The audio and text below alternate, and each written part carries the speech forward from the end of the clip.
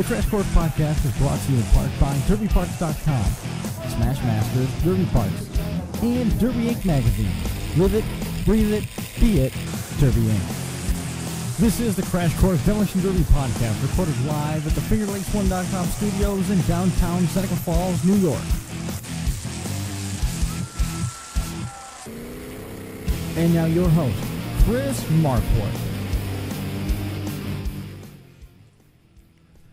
Good afternoon.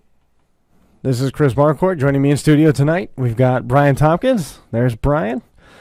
Got a full show on episode number 4. We're going to be catching up with Shawn Gokhanour and Mark Wolfe from down in Shenandoah County, Virginia. That's Woodstock, Virginia, right off I-81. We're going to be talking with them a little bit about what's going on down in the valley.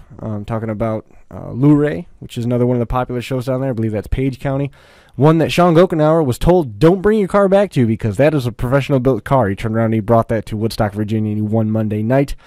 That was back at the end of August. And then Mark Wolfe is still the only guy that I've ever seen run a blower on a derby car motor. So we're going to be catching up with him a little bit about that later on. Once again, this is the Crash Course, episode number 4. Thanks a lot for joining us. Presented by DerbyParts.com, presented by Smash Masters, SB Motorsports Announcing. Out there in the live chat, thanks a lot to Steve Bucknam. He's going to be with us as often as he can, and he's going to be monitoring live chat and sending us text messages and some updates and stuff so that we know what's going on in the chat, which we can't always see. Brian, how's your week been? Not bad. Today was my Friday at work, so it's always good to be off work for a couple days. Yeah. So, you know. Just how is it that you get lucky enough to have the schedule that you've got? You mean where I get a weekend off every 7 weeks, which equates to 6 weekends off a year? Yeah, that's the one. Yeah. Luck, I guess you'd have to call it. You said that you get to be the heavy at work sometimes? Sometimes I get to play the hey, knock that off sort of babysitter, and, you know. No, you don't want to advertise what you do, right? Correctional officer at Seneca County. Hairdresser? Is that what you said? Hairdresser. I'm good at it. Anybody wants a haircut just like this, get a hold of Chris Marquardt. We'll take care of it. Yeah, we'll get that set up. Absolutely. Yes, county corrections officer, and you got the build for it, that or WWE. I'm a little, we actually took our boys to see WWE here a couple weeks ago, and I don't know about anybody else out there, but I'm going to admit that I watched some WWE when I was a kid. Oh, yeah. Yeah, definitely. And when I was a kid, steroids weren't looked down upon by, certain people in the performance industry like WWE or, pretty much anybody. NWA. But nowadays, like, the big guys are like, 200 pounds and don't really look all that big and scary, but, they're still putting on a pretty good show, so. They're still WWE superstars, right? They are. They're still making more than you and I are. Mm-hmm. No doubt. No doubt.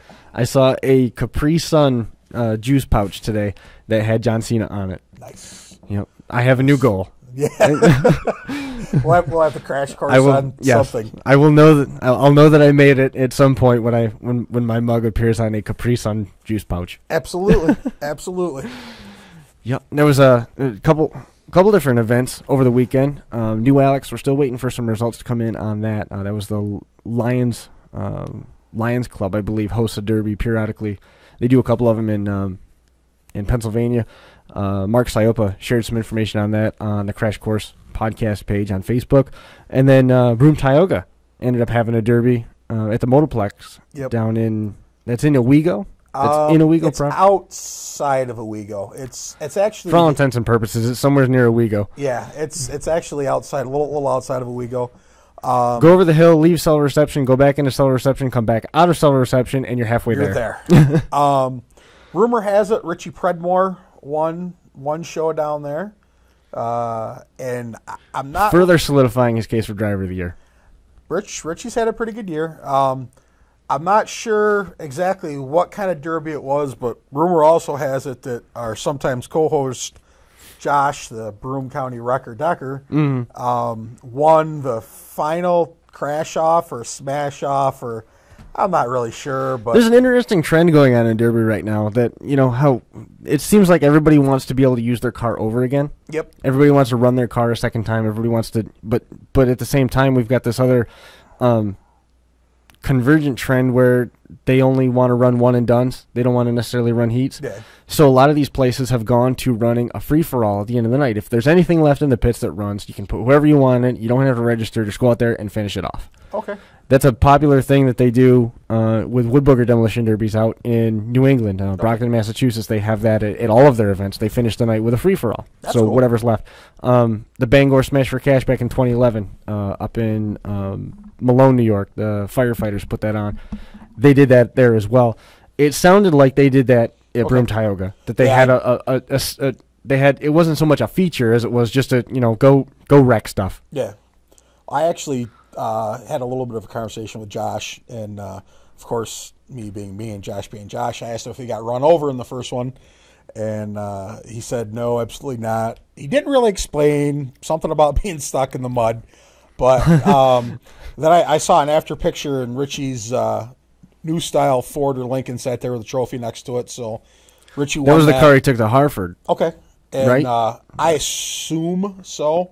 Okay. I knew he'd taken a newer style Mercury. I think it was a Mercury to Hartford.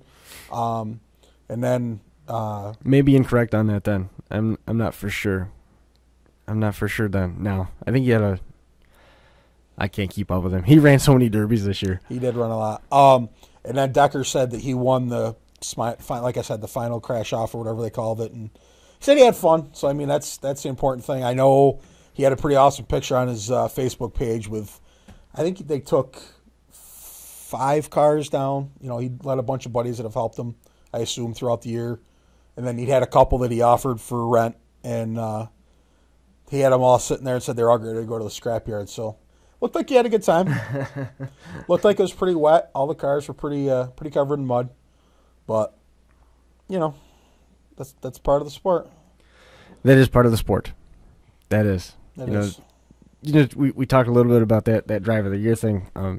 If you carry an in-car camera for Smashed Empire Films, you're eligible for one of several postseason awards. We do Hit of the Year, obviously, because that's a given. Absolutely. Driver of the Year, Showman of the Year, Hard Luck, and Most Improved.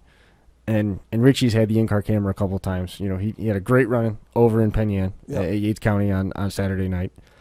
He swept Broome County. He won the stock show, and then he won the modified show. Now he's got this win as well. Did pretty decent for himself over at the Hartford Fair. Mm-hmm. And we also saw him run very hard and very effectively with a Fury over at Seneca County. So I mean, you look at that body of work. He's certainly has logged some miles. If we had a most well traveled, it would definitely be one to consider as well. He had a really good showing. But as we were talking before the show got going, another guy who's definitely got a case building for himself as well as we get into this the end of the year stuff is Jake Doyle. Yes, Jake had a good year. Jake had a good year without spending any money. Yeah, he did. He went out in the spring, in early July, and won with it.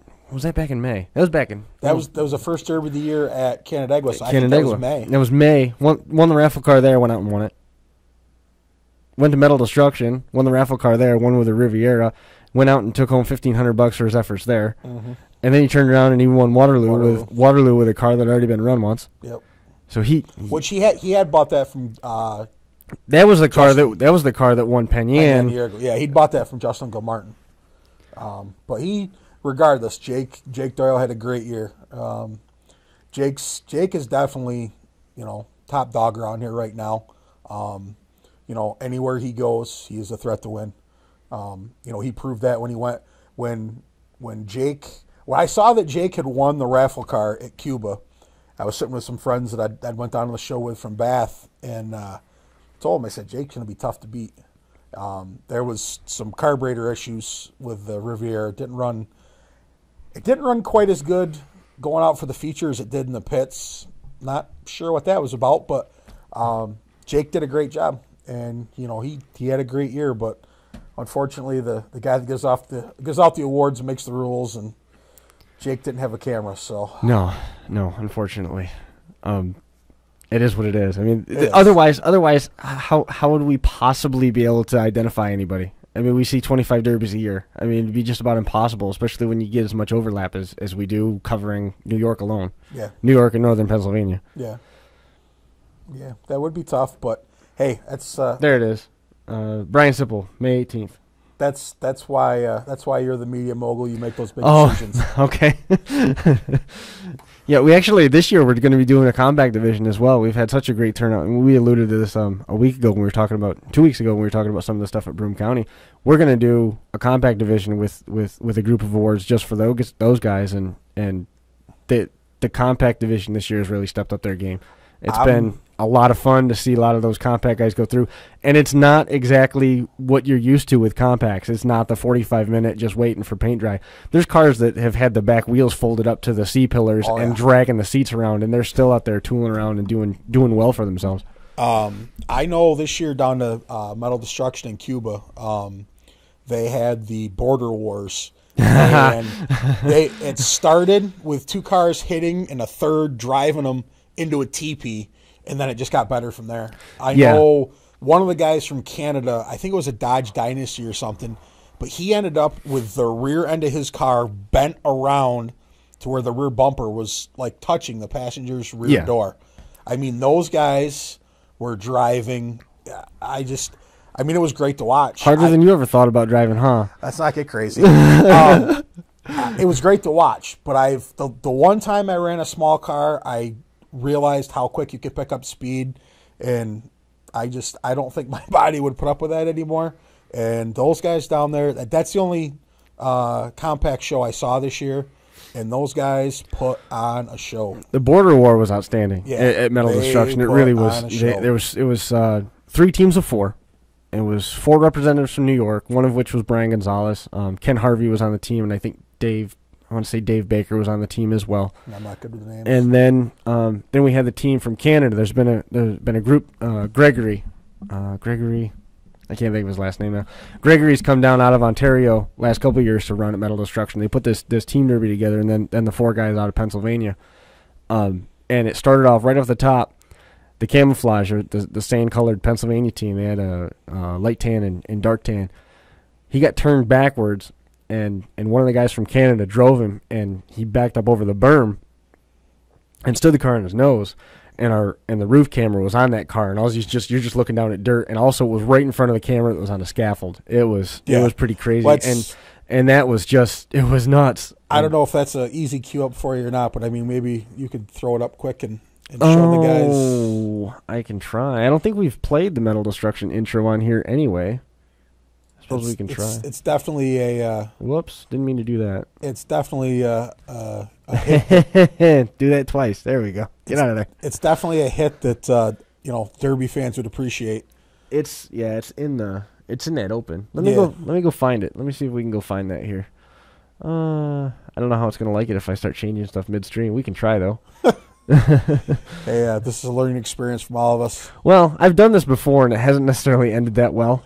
All right, well, we can always just wait till next week, and, I know it's in here someplace. Again... there's the viral spiral, and we're going to go to... Speaking for Chris, I'd like to thank all of our viewers. Chris had an idea doing this show, and... he kind of put out a feeler, and I said, hey, I'll come down and talk Derby with you. And me personally... And I said, why don't we wait a week and we'll see who else applies? He did. Me personally, I wasn't sure how the turnout would be. And, I'd really like to thank, everybody that's out there listening and watching. Derby's a huge sport, and it goes from coast to coast. And, we're trying to help grow it. And we'd like to thank you guys for watching. And, just remember our sponsors, derbyparts.com, and, everybody That's a nice else. shirt you got there, by the way. It is a nice shirt. Thanks, Wade. It fits. I'm really happy with that. I haven't put my koozie to work yet. No? No. Why not? Well, haven't had a reason to celebrate lately, I guess. I don't know. You don't need a reason to celebrate? I guess. Do you? No. I guess not. Why not? But, I mean, what's the worst? So how's that searching for the video going, Chris? I don't even know where I put it now. I had it in here. We played it on the Viral Spiral on Sunday morning. Nice. And it's not coming up. I know it's someplace in the computer, but I don't know where I put it because I pulled it out of there because we had other stuff to put in. That's but it's definitely like I said. It's up there. It's on YouTube. You can go find it if you go to YouTube and look for the Smashed Empire Films channel. It is on there, and you can see that hit. Yeah, it was definitely a great hit, and it was like I said, that's probably the best compact show I've seen. I mean, those guys were just knocking each other out of their seats. That is one of the things that I like about Chautauqua County is another good one. Their compact show out there. It was the Lake Erie Rumble in 2012 at the end of last year where I think it was Craig Bedell. Craig Bedell had a Lumina, like a mid-90s Lumina, the bubble style Lumina or Monte Carlo. It was the two-door.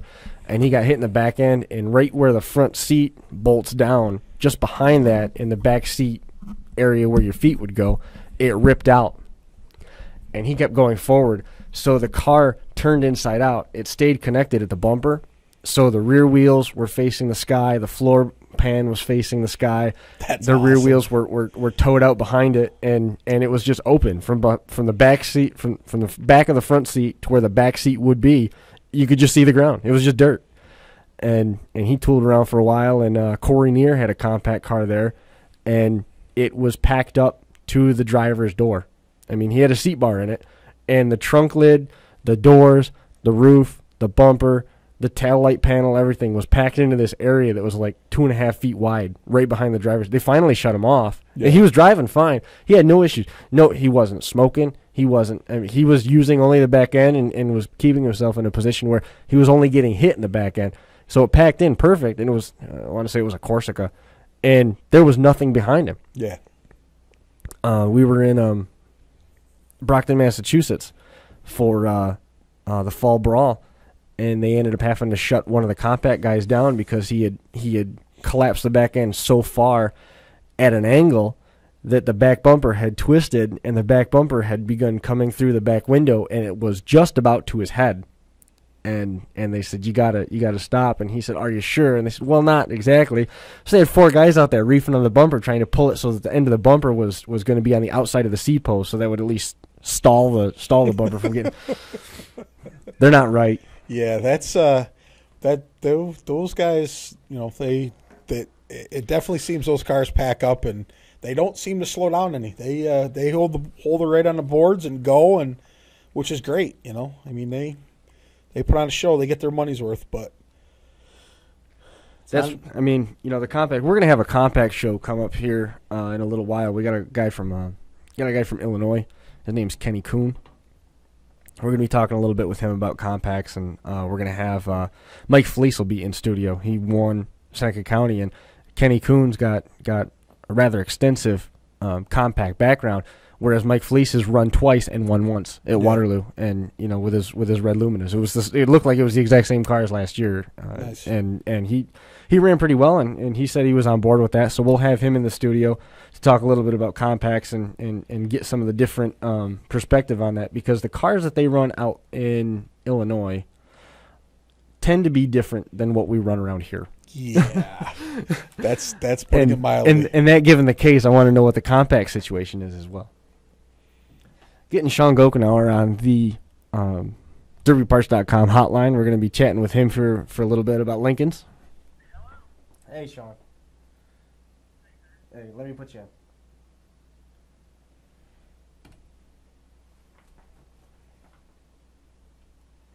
All right. Feel free. Talk amongst yourself. Shawn, can you hear us? A little bit, man. You're a little soft. How about now? You a little better there? That's a little better. Okay, good deal. All right. Shawn, welcome to the 31st lap, man. 31st lap. Oh, geez, wrong show. Crash Course. How about that? Wow. I got way too many shows going on here. There we go. We got you all set up here. Shawn, welcome to the show. Thanks, man. Thanks for having me on. Yeah, no problem. It's our first e-trip south of the Mason-Dixon Line. I'm glad you could be part of it with us and talk a little bit about your summer down in the Shenandoah Valley. You had let's start first with the Friday before Shenandoah County Fair down there in Woodstock. When you tried to enter that car in Luray, we're talking about that Lincoln that you ended up winning Monday night with. But they said you couldn't run. Why? Where, what, before? Yeah, Luray. Woodstock up in Winchester? Yeah, oh, it was in Winchester, okay. Up in Winchester, they wouldn't let you run it. They told me I was a professional Derby car driver, and that was an amateur event only. Now why is it that they would say that about your car? I guess it was pretty. I don't know. Your guess is as good as mine. Shaun has a reputation in the Shenandoah Valley as being a driver who knows where the loud pedal is. Last year he brought an Edsel wagon and just junked stuff left and right, ran it both nights. And then this year he showed up. Was it 67 Lincoln? 67 Lincoln Continental? 69. 69 Lincoln Continental. And Yep.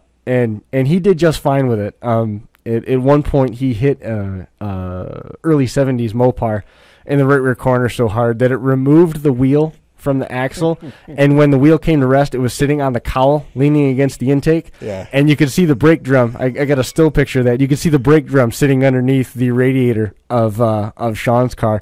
Ended up taking that car to a win. Tell us a little bit about your experience at Woodstock this summer. You know, we were able to run that car twice at the Nationwide show. Yeah. I mean, first suicide I'd ever built. And it was I didn't really know what to expect of it. You know, everybody says they're hard in the front end, and this one I was happy with it. You know, we ran pretty good one Monday night with it, and finished I guess we finished fourth Tuesday night with it, and I was happy with it. I can't wait to build another one. This one was hard. The next one's going to be nasty. Have you got anything on deck for it? I mean, have you got another one that you can get your hands on, or are you currently looking? Oh yeah. Finding cars down here for me is not too much of a problem. I have a lot of contacts and some pretty good guys I deal with on getting cars, and pretty much if I need something, I can pretty much name it, and normally within a few weeks I can get my hands on it. Now, Nationwide is generally a stock show. They have fairly stock rules, but how stock was that Lincoln that you brought to Woodstock? A little seam welding, good bumpers on it, pretty good cage inside of it, and NASCAR was jealous of the cage. Leafs weren't even.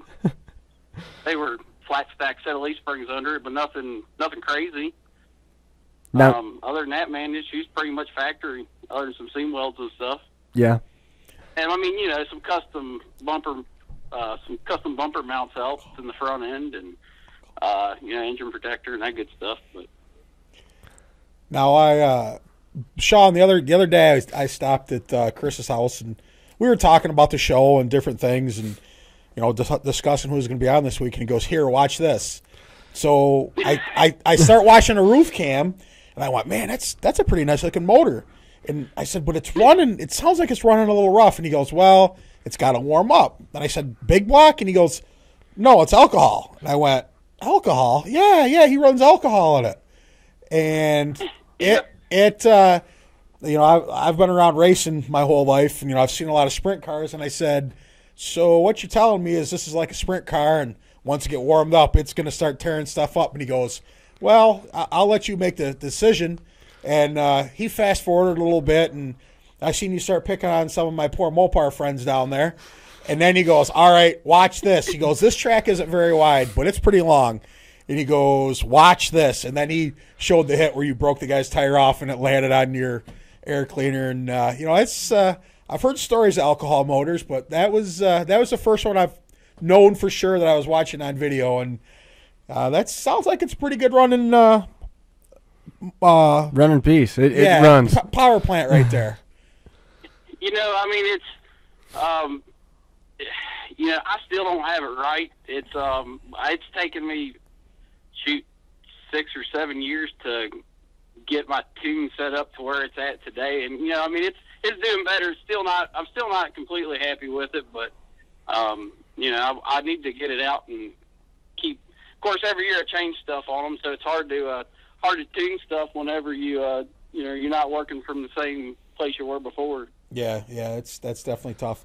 Now, just for somebody like me who's interested, What do you run for a fuel cell and fuel line and stuff like that? I mean, I'm sure you have to. It's got to be pretty good stuff. Well, that's probably where the professional on up at Winchester, because of course I run a aluminum fuel cell. Like, a lot of guys are running fuel cells, but Yep. I run all hydraulic lines for fuel lines. Okay. So, I mean, it gives me. I started doing it just, of course, whenever I started doing this, I worked in an equipment shop, and I had access to a crimp machine and got hoses got hose and ends really cheap and wasn't too bad.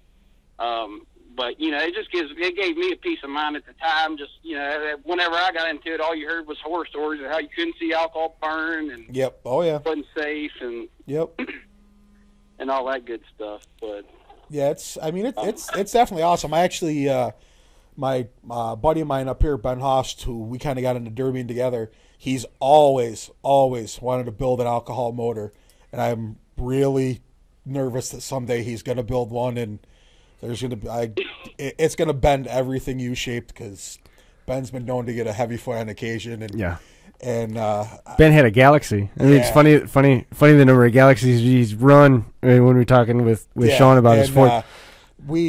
Ben had a Galaxy this year, and he ran at one of our big shows up here, and I said, "Hey, what are you going to do before the show?" And like most of us drivers, he says, "Well, I'm going to try to take it easy, and see if I can make it down in there a ways." And I said, "Yeah," until somebody hits you and makes you mad. And it wasn't very long. He forgot that the Galaxy was a Galaxy, and he kind of started driving it like an Imperial. But it was holding up. I mean, it held up fine. Actually, it was a Mercury. I'm sorry, it was a Mercury. It was, same principle. But I mean, it was, and I'm nervous one of these years he's going to get an alcohol motor and stuff's going to be bending towards the sky quick. I don't know if Chris told you my other secret or not, but no, I was going to let you do this. Tell you what type of motor that was? No. You all get any guys up your way that run Ford motors? Oh yeah, there's a couple guys run Fords. Yeah, I'm a Ford nut, so everything's got to be Ford for me. I'll run it as long as it's Ford. Nice. Now, is that a 302 or is it a 351? Yeah, that was just pretty much a bone stock 302. I mean, other than a set of heads off of a mid-90s Explorer, set of what they call them, GT40 heads. Nice. Yeah, we. I mean, them Fords are. They're not a ton of torque, but no, they're a good motor. There's a guy up here with the name of Chris Leach, known as the Cool Cat. He has the best running Fords in most of New York. I'd put his Fords up against anything, and his motors don't let him down. I think it's just kind of what you get used to, what you feel comfortable with, and more power to him. I have them Ford small blocks they're a good motor. They really are. Of course, you throw alcohol. Anything can be good as long as you put the time in it. Yeah, you're right. I know some guys that ran sprint cars with Ford motors, and they were always fast and dependable. So, but yeah, that was Chris, I saw the Edsel on the tape, but I don't think Chris told me. I don't think Chris told me it was the same guy. That was an impressive looking car too. Yeah, that's. I still have that. I was real impressed with that car. I still have it. Needs a front clip, but I mean, heck, the frame hadn't moved on that thing at all yet. Wow. But just got to have time to get it back together. I'm going to pull the drivetrain out of it to go in a Bash for Cash car this year.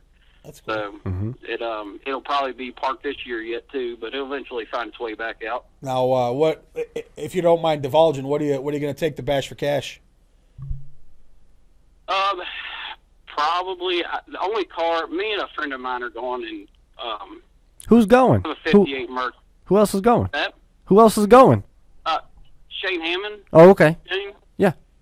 I don't. He drove the 75 was an 80s Ford wagon. Yeah, he drove that. He drove that gray Ford wagon for the last 2 years because he keeps having bad luck with it. He ran it at Woodstock, then he had it again up at Rumble at the Rock in Harrisonburg, and then he had it there both nights this year. And I think he said this year he's done with it. He's just going to crush it because he's tired of looking at it. Yeah, that's how he normally gets because he patches up and patches them up and patches them up. I think we had pulled the frame. Pulled that frame back down or out probably 3 or 4 times and welded plates on Nationwide. So tired of seeing that car that they, I think after Tuesday night they told him he just needed to retire that thing. They didn't want to see it back. Yeah, that happens sometimes. Yeah, that was definitely impressive watching your Lincoln and then that Edsel. That was neat. One of the coolest things about that Edsel was the headlight openings were welded shut. Nice. There was little plates that fit in it, so it's not like you hammered the fenders in or anything like. Just plate it over. Just weld them awesome. over. That's awesome. When you run a car with that kind of class, it's hard to it's hard to crease those things up. You got to keep the body lines on a car like that. Yeah, that was definitely neat. And it was really cool because that Edsel and this Lincoln as well both had backing from Snap-on, right? Right. Well, I'm gonna run a Snap-on franchise down here in Winchester. So. Oh, I see. All right, that's cool. That's cool. Every business has got to have advertising, right? Oh, absolutely, absolutely. An expense. You got to write that off the end of the That's year. your opening. Do it. I know you're dying to. Now that you know, do it. I'm not going to ask for a sponsorship. But no. I mean, if there happens to be any spare Mopars down there, you being a Ford man, and you're looking to just get rid of some Mopars, you got Chris's number. I would love to drive down and pick up some clean Virginia Mopars and haul them home. Sure. Unfortunately, the guy that finds me a lot of my cars, he's a Mopar nut. So hands on GMs, Fords. And here I thought you were just going to ask for a Snap-on shirt. He clamps down on those things pretty tight and doesn't come off of them. All right. Well, I'll send Chris my wish list, and he can forward it on to you. And if we get something neat, maybe I'll come down and get it. And I'm always looking to smash something different. You can bring a tractor trailer down. We can load you up. Oh, that's the kind of an invitation I like right there. I've been to his place. I saw the Edsel before it was stripped. There was a Galaxy out there. There was a Pacer at one point out there. There was 2 or 3 different subframes out of stuff, and there was just cars. How many cars do you have now, anyway? I think between my brother, myself, and my buddy Shane, I think we have somewhere around 30 or 40 cars now. Nice. Of course, they're not all in one location, but we've got them kind of scattered out.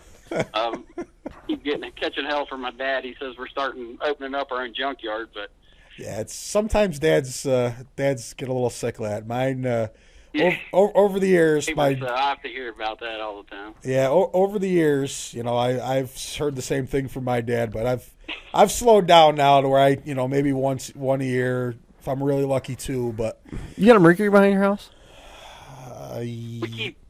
No. Lies. It's a Lincoln. Oh. Go ahead. Shawn was about to say something. Our guest. Sorry, Shawn. So we keep dragging in cars. I mean, shoot, I drug home 205 cab cars last night, and I've got to start getting serious about running these cars because I'm bringing in 6 or so cars a year and only building 1 or 2 and getting 3 and 4 years out of one car. And and you saw how he drives. Oh yeah, quicker than I can burn them up.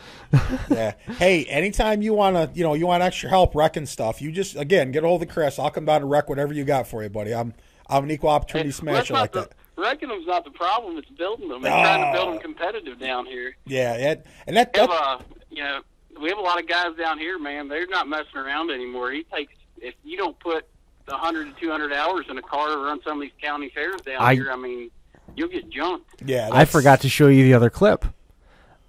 On Tuesday night, Donald Blevins and his tilted Ford. It was tilted, wasn't it? It was cold bent. Yeah. It was. Yeah. It was. It was a legit tilt. It wasn't cold bent. It was. Donald. He had a nice car, man. He's past tense, mind you. Past tense. He's some nice Fords here the last couple of years. He has. Yeah, he ran second at Rumble at the Rock in Harrisonburg back in the spring at the Mangled Metal show, and he unfortunately turned his car so that the back end was in the path of the front end of the Lincoln, and in one shot, just one shot, Shawn took the back bumper and put it in the window, and the down post that went from the top of the roof down to the center of the trunk had spiked the roof like a teepee. It was driven up like that, and Donald never moved again. Nice. And that was one shot, and that's what he did to his friend. Nice. Yeah, that's what I said to Chris. I said, man, you guys definitely have some. That's the thing about Woodstock. It's a double-edged sword. You go down there, you have fun because you run with all your buddies, but at the same point in time, you get down there and, I mean, nobody wants to trash a buddy.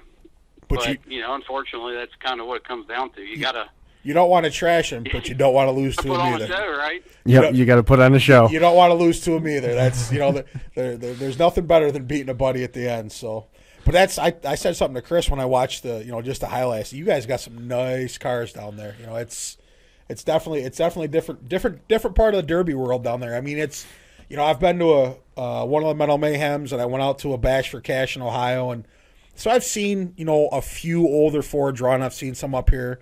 But I still think that's just so neat to see some of the old Mercuries and Edsels and stuff like that, and it's neat to see that stuff run. And I'd like to get out and travel, not as much as Chris because he's nuts, but I'd like to a little. I'd like to get out and see some stuff. But it was definitely neat watching you guys down there, and you guys look like you're pretty intense builders, and you definitely look like you know where the skinny pedal is. So, well, that's down here. I mean, from what I've noticed from down here throughout the country, is we have some guys. I mean, they build some tough cars, but we don't quite have the our heats don't go as long, and a lot of drivetrains don't go as far as what you see. Because you make your cars too hard, Shawn. I mean, we've had this conversation. You guys have cars that are so hard that your drivetrain can't hold up because there has to be a weak point someplace. And when you make the cars as stiff as they are, when they don't bend, look at Corey's car from Corey Rader. He's the guy that really opened the door. He goes Venom 05 Jr. on We Crash. He's the one that really opened the door to get us in, get Smashed Empire Films in down there to tape it at Shenandoah County. And the first year that we were down there, he drove, and he had that Chevy wagon, an Oldsmobile wagon. And he went full track back to back with another car, and I can't remember who he hit. It was somebody that he knew. That was Shane. It was Shane. It was, and I think they're cousins, aren't they? And Corey's related to everybody down there in Virginia. Corey's my cousin, and they're good friends. So I mean, that shows you how close everybody is down here, especially at Shenandoah County. And they went back to back, and they hit so hard that the frame rail from underneath the tail light all the way back to the hump of that car broke out, disappeared, gone. Laying on the track, it broke out, gone. The body didn't move. That's impressive. Yeah, that's impressive.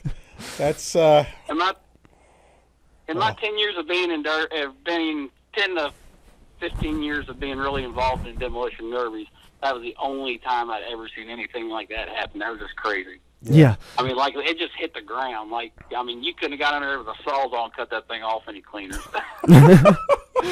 Nice. Yeah. Nice. It was outstanding, and he did it right, and he did it in the perfect spot too. There's grandstands on both sides of the track down there, and it's a long drag strip, kind of the way that it's set up. It's real narrow, but it's really long. Kind of for reference up here, Whitney Point or Bath, kind of the same idea. Okay. Real long, Yep. real long, and real narrow. And he hit dead center of the track. It was basically right off the start. It was dead center of the track, and the crowd went nuts. And it happens a lot down there. The 6-cylinders, it's not uncommon for them to hit each other back to back so hard that both cars come off the ground and spin 90 degrees. Nice. It happens all the time down there. Nice. Shawn only gets into the big stuff. And one of the guys that he's running with, we're going to catch up with on the DerbyParts.com hotline here in just a few minutes, is Mark Wolfe. Did you ever get to see Mark Wolfe's blown engine? Oh yeah. That thing was wicked, man. it was wicked till lost the belt. I mean, even after that, even after he lost the blower belt, he still ran for a while, man. That thing was sick. Now, I'm not a Chevrolet guy, so I hate to toot his horn too much, but yeah, we don't like it those was a Chevy nasty guys. little motor, man. Now, assuming, like I said, I also saw the guy with the blower on his motor, and I That was Mark. Yeah, I saw your Lincoln. Do most of the guys down there, do they have, not high dollar, but high horsepower, high power Derby motors like you guys, or are you guys to the extreme motor wise? Getting more and more popular, man. I mean, I'd say most of the guys that are running. The thing is, our derbies are really starting to thin out. Like, I mean, a typical big car count at one of our county fairs is probably 20 cars now, which is kind of sad. But yeah, it is. Quality's getting up there, though. Yep. I mean, it's the car count's going down, but it's becoming more and more competitive. So people are starting to get more serious and get some money in them. The hard thing is now is just trying to stay a step ahead of everybody else. Well, the thing I was hitting at is I know, I just wonder if people are running into problems. They're getting these motors that run so strong and so much horsepower. If that's tearing transmissions out and tearing rear ends up and stuff like that. I mean, I know I saw a couple years ago down to Cuba, there was a guy that had a Chevy wagon, and he had was it Mike Beers? No, it was Biggs from Buffalo. Yeah, Jim Biggs. He was driving hard, put on a hell of a show, but ended up tearing the transmission out. And I know, I just wonder if kind of the horsepower on some of the motors is overriding, transmissions and stuff like that. That's the thing. It's hard to sacrifice, horsepower for reliability. Yeah. And that's where a lot of guys are going wrong, in my opinion. Is 400 or 500 horsepower also in a Derby car? Yeah, man, I'd love watching that all night long. But yeah, if it was on asphalt, you could hook it up. That'd be great. Exactly. And I mean, but you're just building more heat. You're harder on your drivetrain. Yep. Mark Wolfe, you're all going to talk to. I mean, Mark's had some real strong running motors here the last few years. I mean, like I said, the blower motor running a real strong, I think 355 now. And that thing runs awesome. But last year he had some transmission issues. I know that's kind of been his kryptonite here the last few years, is just transmission problems. Mm-hmm. Yeah, I mean that's the getting stuck this year. Give him hell for that. Don't worry, we'll ask him. I think he got hung up both nights at Woodstock this year. So did Billy Orndorff. I've been giving. How about that? Can you imagine Billy Orndorff doesn't make the feature at Woodstock either night? I tell you, man, that just mind-boggled me, because Bill's a real strong runner up here too. Mm-hmm. He was in my heat Monday night at Woodstock, and normally him and I kind of bash heads, and I normally junk my car between the two of us. I think we junk our cars on each other. But I had my mind made up this year. I was going to leave him alone unless he started screwing with me. That way, at least we both made the feature and at least junk him in the feature. But I think he lost a distributor maybe or something there Monday night. That was bad luck. Yeah, his back wheels weren't on the ground anymore either. Mark took care of Billy every opportunity that he got. Nice. Yeah. I think he might have had a little bad blood there too. That's okay. It looked good on tape. I was going to say, it sells videos, right, Chris? Yep, that's what I like. Right. Go for it. So I know you mentioned, you're like at your county fairs down there, the car counts are kind of coming down some. Are you guys still seeing a lot of old iron, or is it, the new stuff's kind of mixing in? Is there, just 80s and newer shows down there, or what are you guys seeing? I'm going to say it's 50-50 right now. I mean, there's still a lot of old cars that come out of the woodworks. Here lately, since Nationwide's been letting Imperials, or subframe Imperials go, their rules have said for years that, no Imperials whatsoever, but some guys started sneaking subframes underneath, Newports and that type of stuff in. And since then, we've been seeing a lot more subframe Imperials and, subs underneath the cars and that type of stuff. Those have been, here, seems the last couple of years, that's been a real big thing. But, yeah, I mean, we're still seeing a lot of Crown Vics, a lot of Lincolns, 80s Lincolns and stuff being built. And, of course, your occasional old Ford. And the one thing you don't see a whole lot of anymore down here is the 70s GMs. Yeah, they're not around anymore. Yeah, everybody's kind of eating them up, I guess. Yeah. What's your opinion? I mean, do you like the new style Fords, or? Well, I've still yet to run an 80s car anywhere. Good for you. Good for you. I own a couple. I have some, I have some 80s Ford wagons and some 80s Lincolns, and I, just picked up 205 Crown Vics last night. So, we're going to attempt them here sooner than later, but as of right now, we're just kind of still trying to burn up the rusty stuff. If I could find old iron like you seem to be able to find down there pretty easily, I'd stick with the old iron too. So, more power to you, man. Well, if you don't mind patching, that's the worst thing. That Edsel that Chris saw, that wagon, that was probably one of the worst ones that I did. But I did 4 pans in that thing, firewall to rear package tray, did all new. I flipped the body over. It was so bad whenever I flipped the body over, the body almost fell in half on it, and I had to actually get ratchet straps and draw it back together so the doors would latch, and then I had to put whole new rocker panels and stuff in it. Wow.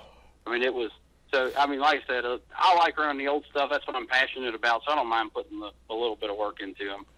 But it's starting to get a little ridiculous into the '80s stuff. That's pretty impressive to put that kind of time into a derby car. You don't put that kind of time into restoration. I wish I'd keep a photo album of these kinds of things. You know, isn't it funny how you think about that after you've been doing it for 10 or 15 years? Yeah. You think back and go, man, I wish I had a picture of that car or that car. And that's where I come in. I got all kinds of pictures. Yeah, but not of mine, buddy. Not of mine. But yeah.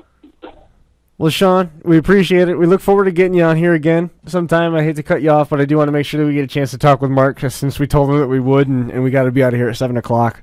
Yeah, man. Yeah, no, I appreciate y'all having me on, and yeah, I definitely enjoyed it, and hopefully we can get together sometime. If not, hopefully we see you at a derby soon. Oh yeah, we'll be there. Don't you worry about that. You gonna go? I guess May 4th is the plan for back at Rockingham County. They're gonna do that Mangled Metal show again. You gonna go up? I'll definitely at least be there to watch, since I'm running Bash for Cash. Depends on how the winter plays out. See how many cars we can get built and all that good stuff. Sounds good. I keep hearing rumors that the King might do some type of team event down there. I don't know if that's true or not, but if that comes up, probably one of the funnest derbies I ever ran was his team show he had down there before. Right. So if he does that, I'll probably try to go out of my way to get something together. But well, we'll see. We'll look forward to seeing you again. Yeah, Chris. Thanks, man. Appreciate it. Thanks. We'll talk to you soon. Talk to you, Shawn. Bye now. Wow. There goes Shawn. What do you think of that? I think sounds like he's a pretty serious derby dude, man. Are you suddenly a fan? I was a fan when I saw him. You know, anytime you can hit a tire and it goes out of the shot on the screen and then comes back down and lands on your hood, that's a fan there. That was. I know it's pretty impressive, wasn't it? That was. Yeah, and I forgot. I'll show you the pictures after we get off the show of that. I was kind of hoping you'd have some of the highlights you could show the guys. I forgot to bring them, if you can believe that. Wow, Yeah, really? Hey, Mark. Forgot to bring them. Hey, it's Chris. I'll put you in. The media guy forgot to bring the highlights. So we have an extra minute or two at the end of the show. What are you going to show us? I don't know, because we actually have been doing pretty good on time right now. We've had a lot of good conversation, and we might just ride that out, and we'll save some stuff for next week. Hey, you're the boss. Yeah, pretty much. Yeah, I grabbed the. I was working on video clips all afternoon, and we cranked out a bunch of stuff. And I grabbed the podcast memory stick, the Fire Stick that had all of our stuff on it, and I had put the overlays that you're looking at right now that talks about the guys that we're talking to, and I never put the video file on it. Just didn't do it. Joining us on the DerbyParts.com hotline now, Mark Wolfe from Woodstock, Virginia. Mark, welcome to the show. Oh, thank you. Hey, man, can you hear me okay? Yeah. Good. Tell us a little bit about what you saw in Woodstock this year. I know you got to see a little bit of a Lincoln of your own, and then you got to see a little bit of a Lincoln driven by Shawn Gokhanour, who we just got off the phone with. Yeah, a lot of hard cars, a lot of good drivers. I think the quantity of cars has decreased. The quality of the cars remaining has increased. That's one of the things that's been a recurring theme about talking about down there last couple of years that I've been there and been able to hang out with you guys and hang out with Donald and Jason Shipe and some of the other folks down there. The car counts keep coming down. They're hovering right on that 2024 mark, but the cars that are there are outstanding. You are not exempt from that. You regularly have one of the strongest cars out there, some of the best runner motors. That Cadillac is still a thing of legend with that blown motor. But at the same time, you've been having transmission issues like crazy. Are the cars down there too hard to support the drivetrains, or what's going on? Obviously, as people started using their engine and transmission to hold the front of their car down, there was some issues. And for a couple of years, I had some issues like that. And then a real talented driver from California gave me some advice on moving the crossmember forward and taking the leverage off the tail shaft. And I pretty much been having more problems with that. My main issue this year was not running back brakes and getting hung up and getting a little too aggressive. Gears back and forth. It's hard to believe that a guy with a blower on his derby motor could get too aggressive. Just saying.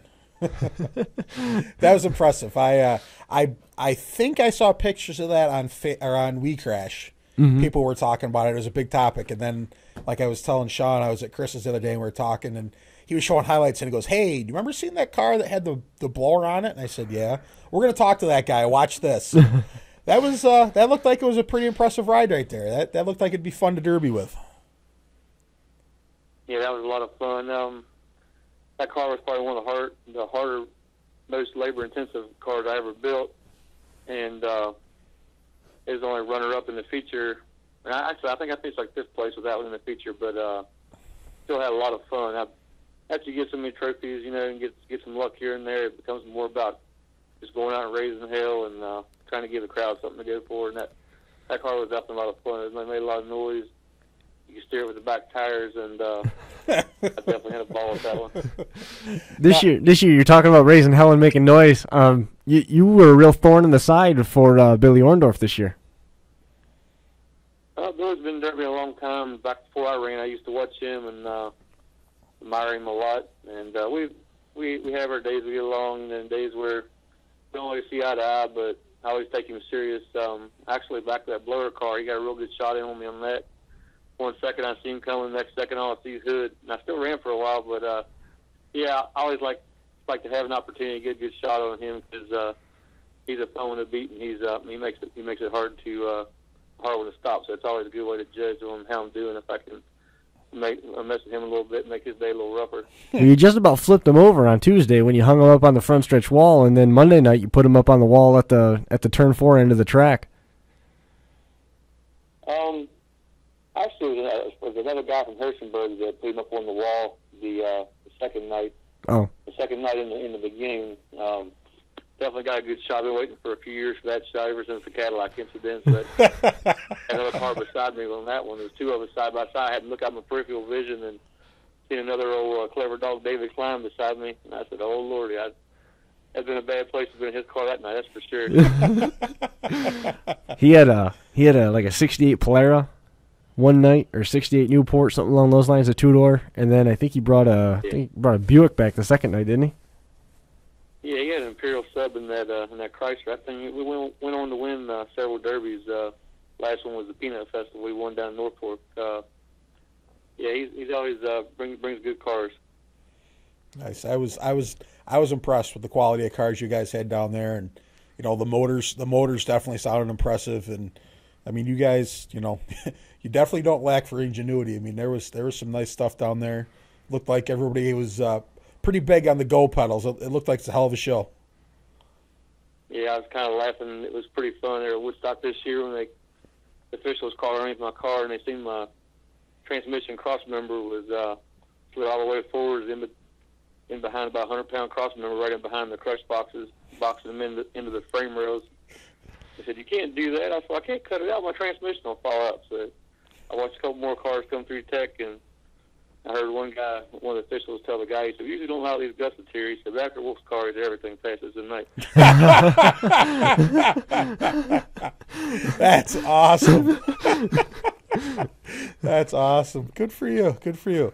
Now, the big bad wolf. Lincoln and Shawn, too. Yeah. Talking with Shawn, that Lincoln that was a lot of fun to watch. That car was pretty impressive. I think had a really hard nose on it. And I was like, wow. I was enjoying watching that car run. Are you the blower motor? I heard was a GM motor. Are you a GM man? Oh yeah, definitely. I ran Chryslers back in the day, and then I stopped and realized that transmissions were weak. Everybody's putting GM carburetors and GM distributors, and still had motor mount problems. I was like, Lord, I'll just start with GM from the get go. They made 79 billion small block Chevys since the dawn of time, and that makes parts cheaper for them. So. Yeah, it's easy to cobble something together out of somebody else's race junk and go out and melt it down till it glows like a stove burner, walk away from it and get another one. That's a good attitude to have right there. That's a good attitude. I like that. So I'm going to assume that you've never been one of those guys that's been accused of being a sandbagger, huh? No, there's been some shows I've been more aggressive than that than others, but I noticed that if you go into the attitude, you go into the raise hell, try to kick some ass, and put your best show when you can. you have more fun and you have less to look. You have more to look forward to because you know no matter what you're going to come out of the event happy. Yeah, that's we were talking last week, and I've been lucky enough to win a couple shows, 3, 4, and I generally do okay in the features, but it always seems like I get down to like the third, fourth area, and then my foot just kind of gets heavy and my mind goes blank, and I don't win, but afterwards people are going, "Hey man, that was a nice shot," and that was awesome, and when you can hit somebody and hear the crowd over the Derby, that's a pretty big rush, and it kind of sounds like you're that sort of guy too, where the thrill of the big hits, that I think that's sometimes even better than a trophy. Oh yeah, once you get out there and you get hitting, and the adrenaline kicks in, and you just stand on that skinny pedal with both feet and just hang on and say, "I'm not listening until the car stops. I'm not stopping it." And just see what happens. Yeah, definitely an adrenaline rush. There's our hometown track here in Seneca County where we live. It's 272 or 274 feet long, and I've been coming down that thing wide open going, "Man, this is going to hurt when I get to the other end," but miraculously it hasn't hurt yet, knock on wood. So it's definitely a rush when you get out there and do stuff. You familiar with Rick Englehart? Yeah. Rick Englehart, exact same driving style for Mark. Nice. Yeah, that's awesome. Exact same. Except Rick, of course, stayed with the good stuff, and he runs Mopars. Mark, on the other hand, he went from the good side to the dark side. A lot of people successful with Mopar stuff. So I mean, what's that? I know a lot of people still successful with Mopar engines and things. Like guy David Klein I was talking about earlier. He don't buy anything off the internet. He makes all his own parts, and that dog is cagey. You see him there Tuesday night. He came back in. He backed in the arena with his ball joint, his wheel, the chain rolled it up, and won the whole thing with no steering. I mean, nice. Go out there and run Mopars, and they can do all right with them. Yeah. And Mark's wife has also run before. He built a car for her that same year that he had the blown Cadillac. She had a car out there, and this year she didn't run this year, did she? No, I'm in a little bit of trouble over that. I got a little bit too labor-intensive in my own car, and to get her one, and it wasn't a real pretty sight. She wasn't happy. I've already bought her car for next year. I was going to say, I'm thinking her car's probably going to the shop first for next year, right? Yeah, we're going to strip her here next week or two, and go ahead and split the body off the frame, put the body upside down, and the frame upside down, make sure to blow the cobwebs out of it, and we can have her body bolted back on before snow flies. What kind of car are you building for her? Got a 92 Bubble Lincoln for her. Nice. I like those cars a lot, especially the 91s, the old style suspension. I know a lot of people swear about 97 02s. I've seen great things done with them, and the 03s and ups, but around here, we run a lot what we get, and those cars are still doing okay, so as long as they're getting the job done, they're used to go out and find a special car when you can take with them and just build them up, get rid of the weak spots inherent to them. I got to admit something. I learned something tonight. I didn't realize that Mark had a preference, because in talking with him, he just, we got this year, and we smashed it, and then we crushed it. It pretty much, that was the way that the story always went. It didn't seem like that there was a bias towards General Motors or Mopar or anything like that. So that's cool. Yeah, because I always thought he adhered more to what he just said there about the, whatever we can get, we'll just ruin. That's cool. That's a good attitude too. So how many shows are you going to run next year? I mean, I imagine we'll see you back at Woodstock. We're going to have the spring event. Brian Schuman's going to have the King show up at spring show up Harrisonburg. Definitely be there. I could build my daughter. She ran her first car this year. I could build her another car. I might bring a fleet of V6 front wheel drives out. I'm a big fan of the W body mid-90s Luminas and things like that. And a little bit of creative work on the front bumper. Them things can be a tank and get a lot of bang for your buck without spending a month or anything welding. Mark told me that since I've never been in a Derby car, that all I need to do is find one of the W bodies, have it dropped off at his house, and when I get to Woodstock at the end of August next year, it'll be there ready for me, and I can drive with the 6s. And you know what I told him? No way. They're just as crazy as everybody else. Well, Last year I was building one of those W bodies, and I did a little creative work on the front bumper, and I wanted to get it back push the bumper back to weld it, so I ran into a tree a couple of times and burned it, and I walked back and looked inside of it, and my bumper shock was getting ready to go through my battery, and I said, uh-oh. I left it like that, and I was showing everybody down there. I said, check out my bumper shock. They're like, oh, my Lord, they cut that off. Nice. Pierced the firewall and came back to the battery. Nice. Yeah. That's impressive. Yeah. Pre-bending. Almost melted the thing down. Yeah, that happens sometimes. That's all right. What are you going to do? Fun. So right now it's just looking like Rockingham County in May, and then Woodstock in the end of summer. I'd like to run a couple extras this summer. I mean, my car from Woodstock's not even hurt. I got to pull the quarter panel out and put a transmission in it, and it's as straight as a laser. I mean, I wasn't in there a long time this year, but for 3 heats, I was really impressed. I really got that one down. I believe I could probably run half the shows around here with that car this summer, but until I get a lynch mob after me. But let's see. I'm planning on running a few this year. Well, you have to keep me posted on where you're running and stuff. We'll catch up with you after your runs. That sounds awesome. We sure appreciate you taking some time out. Keep me posted on how those builds are going. We sure look forward to catching up with you and Shawn and all the boys down there again next summer. And if we get a chance to see you before that, we sure hope we will. Awesome. Thanks to what y'all are doing for the Derby world. Y'all's videos are very professionally made. I love the editing things you do to them. The magazine's awesome. I'm real excited about what you guys are putting back in the sport, so I wanted to tell you thanks. Well, thanks a lot, man. That means a lot. I appreciate it. Okay. Nice talking to y'all. Mark, we'll see you soon. Thanks a lot. Have a good one, man. All right. Later. There goes Mark Wolfe, the big bad wolf on the DerbyParts.com hotline. What'd you think? What'd you think of Mark and Shawn? Derby guys, man. Yeah. You know, it's strange. It's strange that Mark sounds like Boomhauer? No. What's really strange is when you come right down to it, Derby guys are just Derby guys. It doesn't matter. Doesn't matter. And by Derby guys, I don't mean just guys. I mean Derby girls. You know, the Derby community, Derby people. It doesn't matter where it is, man. They're all the same, really. You know, I mean, about smashing stuff and having fun, and you know, it's good to win, but it's also good to put on a show. And you know, it's hopefully we can expand on that too. I mean, it's, you know, here's two guys from Virginia. They feel the same way we do right up here. So you know, it's only they unfortunately have cars that are far more available. They don't live in what they call the Rust Belt. Yeah, that Rust They live Belt in the Shenandoah Valley, surrounded by blue mountains. When you come out of your house in the morning and the sun's peeking up over top, there's mountains as far as you can see. Yeah. I like to think about that when I see 4 feet of snow outside my house. Yeah, it's been a long time since we had 4 foot of snow, but what are you going to do?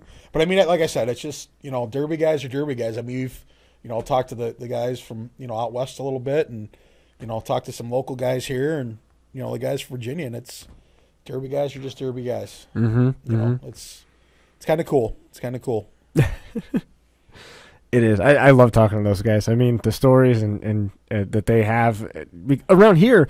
You hear the same stories a couple different times. You know, we've been around it long enough to where a lot of the history, we actually lived it. So we're just kind of hearing the same thing over and over again. These guys, a lot of the stories are new, and you know, they talk about, you know, 10 or 15 years ago, Woodstock, so and so flipped so and so and parked the car on top of him, and then when he got out, he stood on the roof. You know, and things like that. So it's just it's really cool to hear our stories in their world. Yeah, you know what I mean? Yeah, it's kind of, you know, it happens all over. Yeah, it definitely makes it feel relative. That's for sure. It's cool. And by all means, if you want to travel down to Virginia, we can go. It's a Monday and a Tuesday. Yeah, it's, you know, if that's one of my, you know, 49 weeks a year where I don't have a weekend off and I have a Monday, Tuesday off, maybe I can do it. But well, you need to give some thought to it, because it's well worth the trip. Yeah, it's well worth the trip. I would especially be interested if they said, hey, come pick up your car down here and we could go with the truck and trailer and haul that back. That'd probably make it easier to do. That, or if they had one ready for you to run down there. Yeah, that'd be nice too. Yeah, that'd be nice too. I don't expect that though. But no, hey, if they said, hey, we found you a car, if you're interested in buying it, I'd love that. Yeah. You know, us guys up here are always looking for something. You got that for right. Yeah, you got that for sure. Got that for right, huh? Yeah. Yeah. How about that? How about that? I'm thinking about Shawn, and when I walked around this place, just the cars that were laying around were unbelievable. Yeah, there's you know, it's, I think, like, again, that's the same kind of everywhere. You know, there's guys up here that have it, and I'm sure the guys out west have it, and you know, it's and you want it. I don't know if I want that many. If I could run 2, maybe 3 shows a year, I'd be happy. Yeah. But and if one of them happened to be in Virginia, you'd be okay with it? Yeah, I could probably be okay with that. Yeah. Yeah. The one thing I should have asked and I didn't, is that's even, might be better off than Virginia Derby cars, be from some Virginia White Lightning. Yeah. Yeah, because on occasion the guys south of the Mason-Dixon line can make a really refreshing. Yeah, I don't know what you're talking about. Either do I. No. I've had some from some guys down there, and it was pretty good. Make some time in August.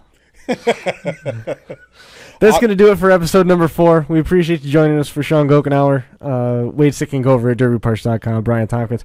I'm Chris Marquardt. Thanks for joining us, and we're going to be back here again next week. Make sure you stop back and say hi, and we'll see you on the crash course.